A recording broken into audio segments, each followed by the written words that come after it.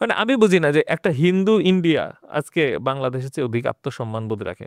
বাংলাদেশকে যখন বলল ট্যারিফ দেওয়া হবে, বাংলাদেশ যেই মেসেজটা দিল, আমাদের প্রধান উপদেষ্টা থেকে যেই বার্তা আসছে, এটা মনে হচ্ছে যেন পায়ে পড়ে মানে মাথা নত করে মানে মানে জীবন দিয়ে দিব, যৌবন দিয়ে দিব, খালি আমার আমার ট্যারিফটা তুলে নাও। এটা তো আসলে বেশ আত্মসম্মানে আঘাত লাগার মতন একটা ইয়ে ছিল, এবং শেষ পর্যন্ত অ্যাপ্রোচই ধরে রাখছে। বিনিময়ে ট্যারিফে কিছুটা ছাড় পাইছে, সেই তুলনায় ভারতকে ছাড় কম দিছে, সবাই খুব উল্লাস ভারত।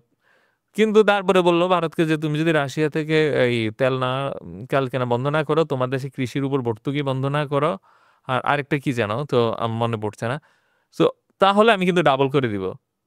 ভারত একবারের জন্য মাপ চায়নি, তারপর ডাবল করে দিছি, তাও কিছু বলে নাই। বলছে এই ডেট থেকে ডাবল হবে, এটা অ্যাকশনে চলে গেছে, একবারের জন্য বলে নাই বস ভুল হয়েছে।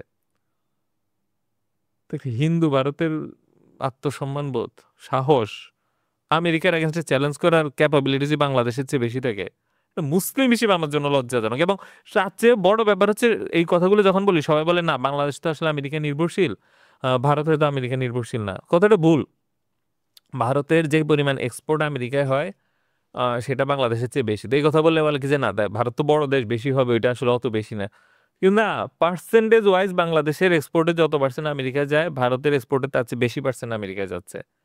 তার মানে বাংলাদেশের চেয়ে ভারতের আরো অনেক বেশি ত্যাগ করতে হচ্ছে।